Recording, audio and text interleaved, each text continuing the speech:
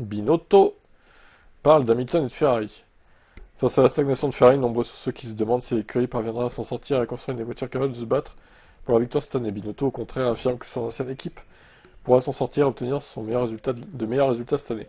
Il ne faut pas juger d'extérieur, il est clair que les performances en piste et les résultats ne sont pas réjouissants pour le moment. Mais je connais très bien chaque membre de l'équipe et je sais qu'ils sont bons et compétents.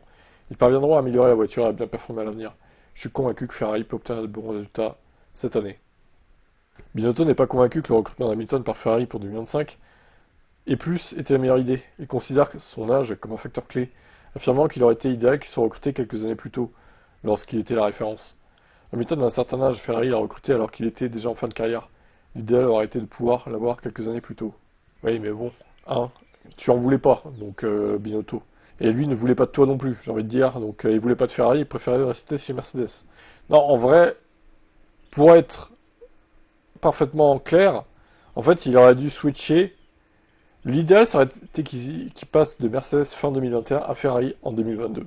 Voilà. Il aurait peut-être continué à faire des podiums, gagner quelques courses en 2022. 2023, bon, ça a été un peu compliqué pour Ferrari. Mais 2024, pareil, il aurait peut-être gagné aussi.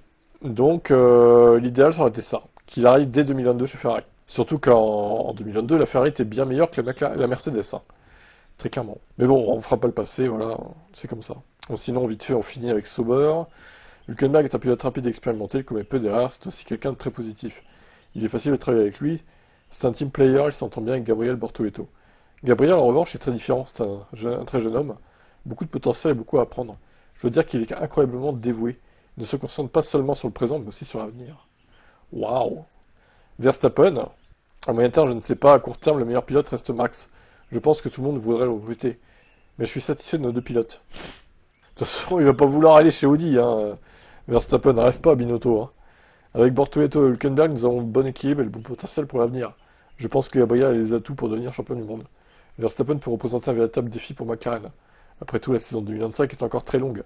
D'autres développements pourraient survenir, mais sa victoire à Imola démontre qu'il a le potentiel pour se battre pour le championnat. Alors, oui, l'interview date d'Imola, visiblement. Mais depuis, il y a eu le Grand Prix d'Espagne, voilà, qui est passé par là. Hein. Donc, voilà.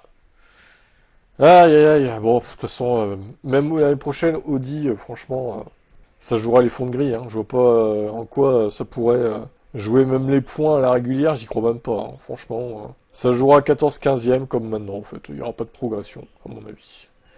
Je vois pas de miracle. Malgré que le nom change, il n'y aura pas de miracle, à mon avis.